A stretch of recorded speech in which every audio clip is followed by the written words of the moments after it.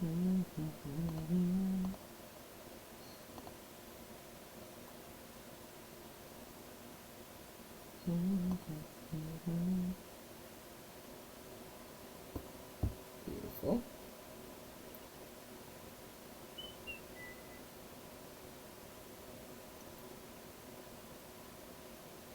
Oh, that's just not how we spell that.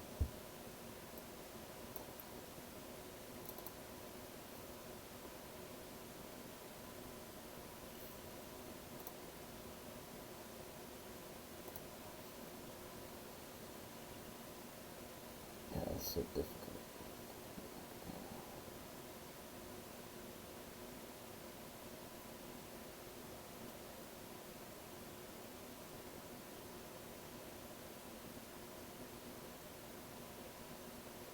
Alright.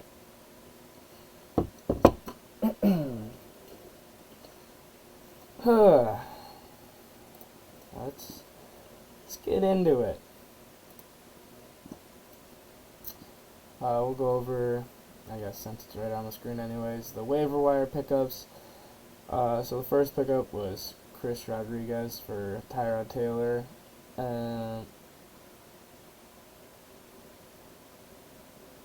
Oh my God, Jamal, I love you, man. I mean, you should probably be doing your lab report, but you know, who gives a fuck? I had no idea who this guy was though. But I mean, he is a rookie and he has been putting up numbers. 11 carries in 2 games. I mean, nothing crazy, but again, a rookie, so that's a little value there. But 3 people went after him, which was interesting. Sid dropped Allen Robinson for Tyson, who had a decent game. You know, didn't really do anything crazy, but also didn't do anything terrible. So I guess that's good there. 4 people went for Taysom Hill, who's had back-to-back really good weeks here. The first 5 weeks were not very good, other than week 2. Still, he had 4 people go after him because of the product he's been putting up the past couple weeks. Then we got second year Thornton, or whatever the fuck. 1 person went after him for obvious reasons. And then I got Noah Brown back. Simple as that. Alright. And then, were there any trades that I didn't get to? Yeah. This, Kareem Hunt and Brandon Cook for a 3rd. I guess, I mean, he's right. He has a bunch of picks. He could fill a whole roster with his picks, but I mean, I don't know. Whatever. It is true. He does have a bunch of picks, but still really confused me. But this trade confused me even more. Amari Cooper and Tizzy sent over a 2nd. That really confused me because I'm not a big Amari Cooper guy. I think he's an older T. Higgins with even more gap in his possible production. You know, T. Higgins is one of those guys who are either going to have like a 20-point week or like a 4-point week. Cooper can get you, you know, mid-20s, but then he's going to have 3 weeks of getting you not very good stats. So that one was a little confusing, but not as confusing as it was when Sid initially got him. That confused me. But then he ended up getting a 2nd for him, so ended up well, but for a second there, he's probably very worried he wasn't going to be able to get him off his team for the value he thought. We got best manager here, AJ, who last week I said I thought he was going to start to come back to earth. Does not appear to be the case. He gets best manager here. He goes for 155. Worst manager, who also was my opponent, was Blake. Goes for 83. It's kind of something you kind of expected, I guess. Still very odd that he's a 3-4 team because his team is not good at all. So odd that he's 3-4 still with the squad that he's putting out there. Biggest blowout. Again, something that we saw coming here. House of Frauds still, I think, has yet to have a 100-point game. Maybe he's had one. But yeah, not looking good for House this year. With all those picks, you'd hope it starts to look up for next year, but yeah, this is something we expected. Narrow victory. Another game, I said this was going to be, I think I said this was going to be the closest game, and it was. Still an 8-point win, not a huge sweat, but he went into that Vikings game. Tommy went in probably thinking it was not even going to be close to anything like this, but Addison, of course, goes off for like 33 or whatever he did. He does his thing. TJ Hawkinson, high teens, I think. So that was a big game here, and gets the score a lot closer than it initially was. And then obviously we have the highest and lowest. We went over here. Overachiever. I mean, the game wasn't super close, but me and Tommy talked about it. If you watched the pod, we kind of thought this was gonna be, he was gonna need a big week out of his guys, and he's lucky he did, because I think Eli had his best week of the year last week. So that could have been an interesting one right there, but his team gets it done. They go off. They overachieve their projection by 44 points, which is insane, actually. Underachiever here, 17%. Nothing super crazy, and it's house, so don't think he cares. And then just players of the week here. Foreman goes off for 33. Very interesting. Very interesting. Everything else, not too crazy. Addison has his blow-up week that I think a couple of people were assuming was going to come soon, especially with JJ being out. Algier gets 14. I don't know what was really wrong. I don't know. The best rookie running back in forever has a little headache and doesn't play. I don't know. Interesting. They still got the win though, so they get it done. And Algier puts up some points on a bench over there. Palmer, 18 on the bench. And then Kincaid, 15 on the bench, but he was behind Mark Andrews, so it's kind of what you expect. Now let's go over some of these lines that we had.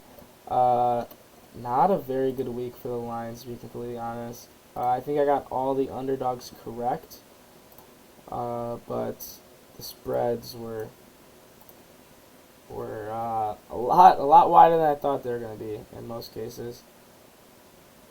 So first game, I had Blake plus 7.5, and originally it was looking really good for him. He has the Minshew Hunt game early, and then everything else was just a disappointment. Laporta does his thing, gets 11.2, but just the disappointing from everyone else. Jahan Dotson, goes for 9.5, but it's kind of what you expect anyways. And then the rest of the team's obviously piss poor. Ends up being a 40-point game, which I did not think it was going to be that big of a blowout, but it was one of the biggest blowouts of the week. And then we have here, I had it at 18.5. I said I thought it was going to be a lot closer than it was, than I had the spread at, and it was a lot closer. Only ends up being an 8-point. Tuning in at work, yes sir. Well, you're tuning in at the perfect time. So yeah, I thought it was gonna be a lot closer than this 13.5, but it gets pretty close there. 8 points. Like I said before, this Addison has 31.3, and then Hawkinson goes off for 19.6. So that makes the game a lot closer than I think anyone thought it was going to be, because those late game heroics that were almost pulled off turns what should have been a confident, convincing win into a little bit of a sweat there at the end, especially, Vikings have the ball, and it could have been a scoring opportunity there. But, ends up being an 8-point game. Nothing super crazy, but it was our closest game of the week. And then this one I thought was going to be a lot closer. We had it at 5.5. Kamara goes off for 30 to start the week on a Thursday. That obviously just puts you, nuts hurt my stomach. Yeah, dude, a little bit of a sweat turned into. But here in this game, Kamara goes off for 30, turns into a big ladder to climb right away, and then Hill does his thing. Kelsey goes off for 36. That's obviously another one that just sucks to eat. And then, everything else is super crazy here. But the real big disappointment in this game was the performance of Bijan Robinson. He had a little bit of a headache. I don't know. He was staying up too late gaming or something, staring at a screen, so he just didn't feel like playing, but suited up. Very interesting. Gibbs has his coming out week though, so they don't get the win. They drop Papa's players. We love to see it. They drop to 1-6. Huge celebration here. That takes them almost 100% out of the playoffs. Still could make it if he wins out, and then a lot of other things happen. But yeah, not what you want to see here. You like seeing Jonathan Taylor get back to himself with 21. St. Brown does his thing that he does. Drake London, hate him or love him, he's going to give you about, that 10 to 15 range, I think. And then Gibbs has a breakout. So there's things that you like to see here if you're Papa's players. But then, if you're rebuilding year, you keep that, haven't lost by more than points since whatever the fuck. Keep that streak alive. But I think the game should have been a lot closer. Kelsey goes off for 36 and Kamara starts your week with 30. That's 56 points right there. Or more than that. That's 66 points right there that, I don't think you can rely on every week. But, gets it done. And then the next one, we had frauds plus 25.5. Great fucking line. You know what I'm saying? Great fucking line. Almost perfect, honestly. So we get a little bit of what is that? I don't know. I'm not doing the math. But, you can do the math, like 28 points. Pretty close on the line here. Nothing too crazy in this game. Just obviously, Papa's players. Or not Papa's players. Sorry, Papa. Even you at 1-6 wouldn't want this 1-6 team. So yeah, House of Frauds. Their guys, do their thing, which means a lot of red, not hitting projections, or just a lot of low numbers in general. And then Alak Jamar, still got to change the name, but Alak Jamar doesn't have a great week. Honestly, a lot of his guys are not doing what you think they would do, but he plays the worst roster in the league, so he gets it done by a lot. And then we had the next one. We had it at Tom 2.0 at plus 20.5, and I knew it should have been more, and it ends up being a 40-point blowout. So knew it should have been more, and I was proven right. All-Pro Rashad White does drop 16, so he gets a little bang for his buck out of getting fleeced by his daddy. But team still 1-6. So Kendrick Bourne, who I told you guys at the start of the season, he was. I mean these weeks you probably don't like, but I told you guys at the start of the season he was going to be a guy. A lot of people told me otherwise, and past 2 weeks he has been making me proud, even though he's not on my team. But it is what it is. And then Foreman goes off for 33, and then everyone else on the team is not very good at Hollywood and ass since I got him. Good. I fucking hope Hollywood continues to be ass. Even though I like him in real life, I hope he just fucking sucks at football for the rest of his career. And then we went over it earlier before. Tizzy's Tards way overachieves, which me and Tommy talked about. That's what they were gonna need to do, because he was taking the week lightly, and he benefits from it off of an insane Ravens game. Me and Tommy also said A.J. Brown was going to go off for 30. A.J. Brown goes off for 30. Touchdown dependent Sutton gets his touchdown, so he gets his points.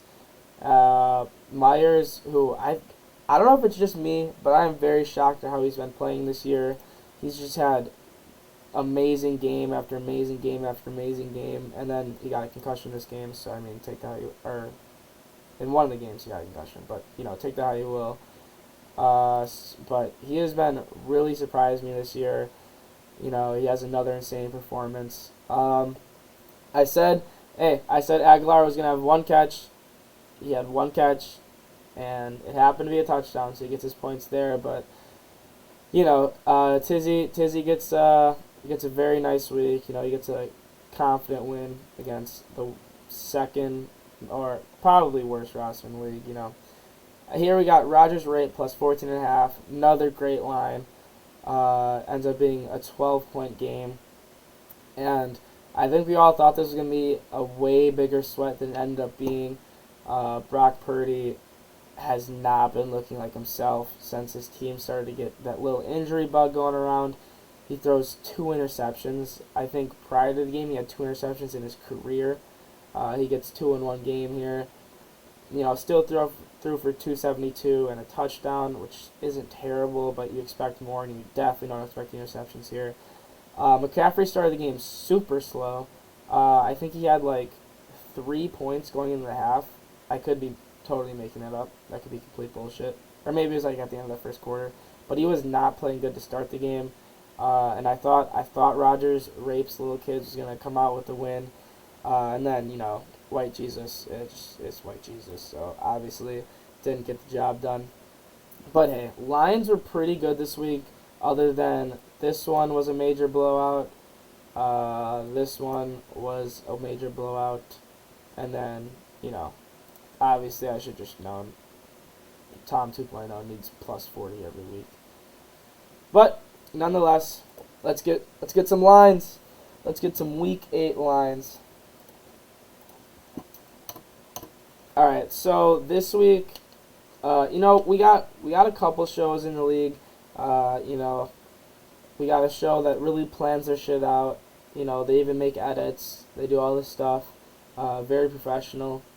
And then, this is not that show. This is not planned out. This is not professional at all. A little bit of bias, some people may say. I just call it, professional journalism, but that's whatever, neither here nor there.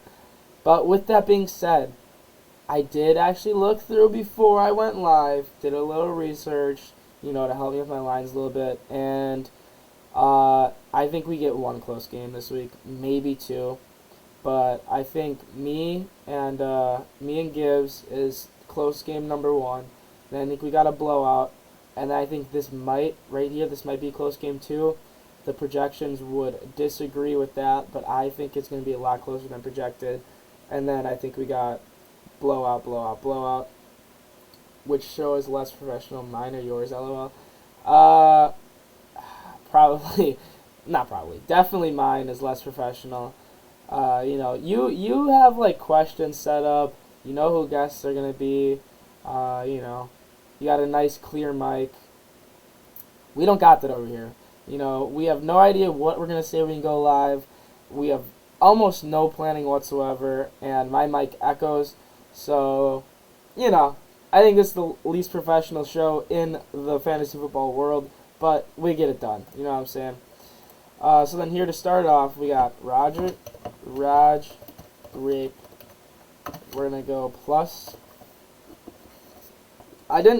Before I went live, I didn't come up with all the, what the spreads are going to be. I just looked a little bit to give me a little bit of idea, make sure everyone's lineup was what it probably was going to be. And here, this is probably the one change that is going to happen, because assuming Ford plays, he's going to have more than 1 point. And then assuming he doesn't play, then he gets replaced with a little bit of a question mark here. He could go with any of these guys pretty much. I think it's going to be Elijah Moore. So, assuming we go Elijah Moore here, someone like Tank Dell could take the spot. Or after the week Jackson Smith and Jigba had last week, going for 16.5. He could also fill that spot for Jerome Ford. So whoever takes that spot is going to be interesting. I think they all give up about the same production-wise. But here, this game is going to be super close. I think it's going to be a super sweat. I was leaning my way, but I don't know by how much. Literally, like, less than 5 points, for sure. We're probably thinking more like the 1 or 2 area. We're gonna go 1.5. 1.5. I think it's gonna be a super close game, and I think it might be the only close game we're treated to this week. Because then next we go Hiroshima Bombers against Team Inactive. And we're going to go Bombers plus a lot here. Honestly, just team inactive. They got all their dudes. Jerry Judy's still taking up a starting spot. I don't know how or why an active person would ever do that, because this guy right here is sitting on the bench and he's been doing this all year, versus the guy they're starting who has been doing this all year. I mean, I'm not just a straight numbers guy, but the numbers could tell you. And then he also gave up a second for another guy that he's not starting over a guy who isn't playing well. But whatever, you can do what you want with your team. I don't really think this game's close, but again, it's projected to be a 22-point game. I don't think it's going to be that big of a spread. Najee's, if you're watching the games, he's kind of getting back into his groove. Herbert's got Chicago. A.J. Dillon does suck at football. They do have Jesus Christ. After the week Addison had last week, and he's playing Green Bay. Dobbs here, so biased towards himself on these lines. What do you want the line to be, bro? What do you think a proper line should be here? But let's keep it moving until you got some more yapping to do. Hawkinson, baller. Najee's that. Bro, Najee is coming back into himself, bro. He's coming back into that. Give me minus 10.5. Eat my balls, dude. Najee's getting back into that rookie groove, bro. But we got Gabe Davis here, who is like the touchdown depending god. I don't think he's ever had like a probable game where he doesn't have a touchdown. Yeah, it's terrible, fucking terrible. So that he's projected 11, so better hope he gets a touchdown. And then Hopkins the past, or I guess not the past couple of weeks, but the 2 weeks before that was kind of looking like himself, but then he has a 3-pointer against an amazing defense in Baltimore, and then they're coming off a bye here. I don't know. Yeah, again, I don't think 22 is a good line here, but we're going to go like high teens. We're probably going to go 18.5. Something a little respectable. And then here is the other game I think is going to be close. It all depends on who has their games, because it's a bunch of big play guys in this fucking matchup here. I don't know, dude. Like, honestly, this is also probably a less than 5. Rebuilding year is going to be favored, so we're going to go Deshaun Massage Club. We're going to go plus. Like, I'm thinking, I think it's going to be really close. I'm thinking, 3. I really am. And Burrow's got San Francisco, so they're projecting 18. I don't think he hits that. Saquon scares me with his injuries, I'll be honest. Turn this off. What do you think the line should be? Here, actually, I'll give my official line of 2.5, and then you can tell me what you think the line should be.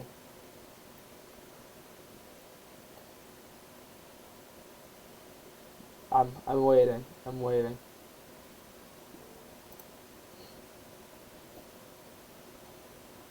Alright, what we got in the chat? We got some bums. Chris Brooks. I don't know who the fuck that is. That probably changed the line. Now I'm thinking about it. And then we got Papa's players set. Deshaun's got minus 6.5. Shut up.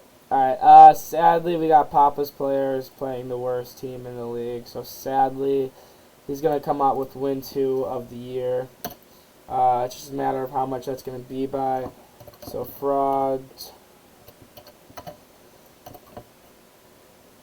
You go down this frauds lineup, and with the acquisition of Hunt and Cooks, that actually does make him a bigger threat than he was before. I don't understand the move for how he's setting up his team to be more of a future kind of team. I don't understand the move. But as far as it matters for this year, that does make his team a little bit more dangerous, I guess. And now, especially as the 2 and 3 receiver for the Cowboys. So if someone does decide to double team CD, like I probably would if I was a defense, then he's going to get a lot of points out of these two. With Johnson coming back off an injury, I think last week was his first week back. Yeah, he gets 13 in his first week, not even playing 70% snap share. So he's obviously going to get back into his own. He's going to get his. T. Higgins, big boomer bust guy, so he's not going to get 13. He's going to get 30 or he's going to get 3. Those are the options, no in between. Ayuk, Debo's still out, and they're playing that Cincinnati defense. He's honestly probably going to have a pretty big game. So this one, originally when I looked, I didn't think it was going to be that close. Just because you go down the lineup, and it's just like, when you compare it straight up, Dak is the only one better than his counterpart. And then Goddard is better than Smith, but, fantasy-wise, Goddard has not really been himself this year. He's had 2 big weeks, and then a lot of mediocre, or not mediocre, but, just like decent weeks. And then Smith's been very consistent around, that 10 and low teens range. So, here honestly is more of a toss-up, and then other than here, the only clear better is Dak. So when you go down the lineup, it looks like it's going to be a blowout, but I think it's going to be a little bit closer than the 15 projected. We're going to go probably 8 or 9. Go 9.5. Expect like a little 10-point, not a sweat, but kind of a game there.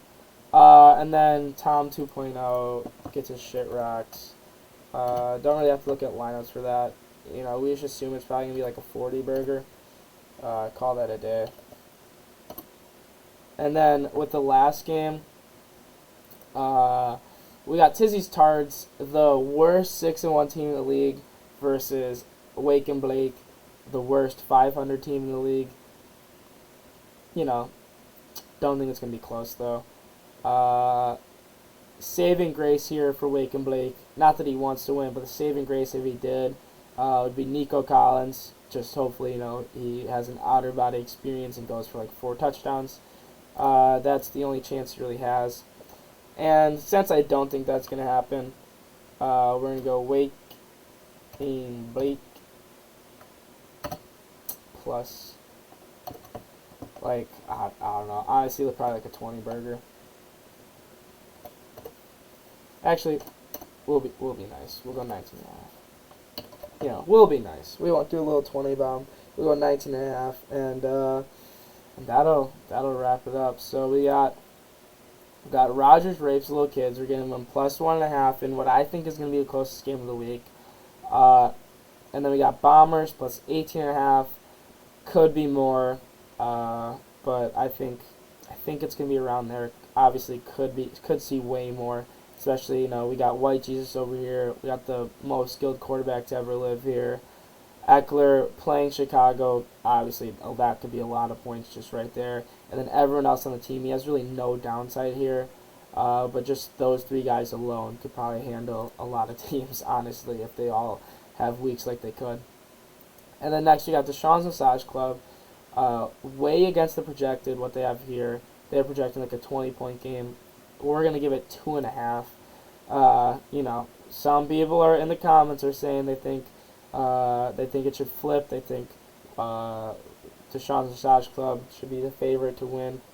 I don't think so. I don't see that happening. But I do think a way closer game than projected here. So in the second close game of the week, I see we got 2.5 going to Deshaun's Massage Club. And then honestly, possibly ruining that little streak that we have going on that we hear so much about. And then in the next game, we got the Fraudulent Fucks. Sadly, we got them going down to the Commissioner. About a 10-point game we're thinking here.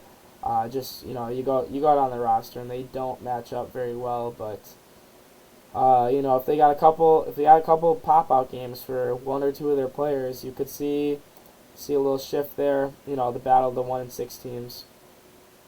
And then, yeah, we got plus 40. I didn't even look at the lineups, but yeah, I mean, you look and it's just a clear sweep, honestly. Yep.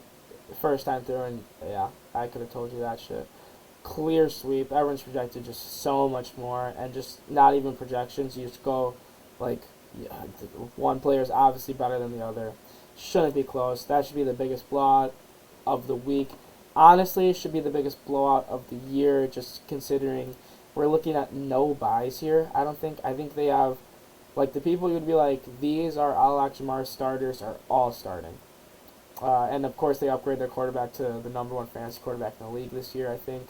Number two, I don't know, he's behind. Maybe he's behind Lamar because it was a couple weeks ago. But yeah, number two quarterback in fantasy this year. He has as his replacement to that Bears guy. So that's just huge blowout. And then here we got 19.5 going to Wake and Blake. I mean, obviously he's not trying to win this year, and you can tell just going on the roster. Does not match up well. But, you know, he does have Nico Collins looking good. Oh, it is Josh Allen at number one? Is this true? I think we looked, actually. It is Josh Allen at one. Wow. Outside of week one, he has been absolutely balling. But, you know, beside the point. He replaces Fields with Hurts, and then everyone else on his team was just honestly fucking packing anyways. So that's a pretty crazy little shift there. And then we got, yeah, back, you know, you can tell he's really not trying to win this year. He's got Breece Hall, he's got Laporta, he's got Nico Collins, and then honestly one of the biggest fantasy disappointments of the year right here, Devonta Smith. Just piss poor this year. Not at all what you'd expect. The first 2 weeks he was playing well, and then A.J. Brown started to cry after this Minnesota game, and then since then it's just been like he's not even on the field. A.J. Brown's the only person touching the ball. Just giving Devontae Adams for free. Eat my dick. And, you know, while we're at it, we got people yapping. If you go down the lineup, you know, Josh Allen came from the developmental team. Raheem Mostert came from the developmental team. CeeDee Lamb, I believe, came from the developmental team. Yep, CeeDee Lamb came from the developmental team. Josh Downs, he did draft, but honestly, that draft pick was probably the developmental team. Mike Evans, I think he drafted. Oh no, traded for from Blako. And then we got Marquise Brown, came from the developmental team. So, you know, you go out on this lineup, and all of his best players are from the developmental team. So if we're going to talk about people who got others for free, I mean, you know, we can talk about it. But when half your lineup all came from one team, and it happens to be the team that you, you know, you just get the RB1 for a second, you know, I think it should raise some questions, but that's neither here nor there. I'm not the commish. The commish is 1-6. It is a happy day in life. And, sadly, we see green here this week, but hopefully we're going to be seeing a lot more red in the near future. And with that, I love you all, and may the odds be ever in your favor for this week. Peace.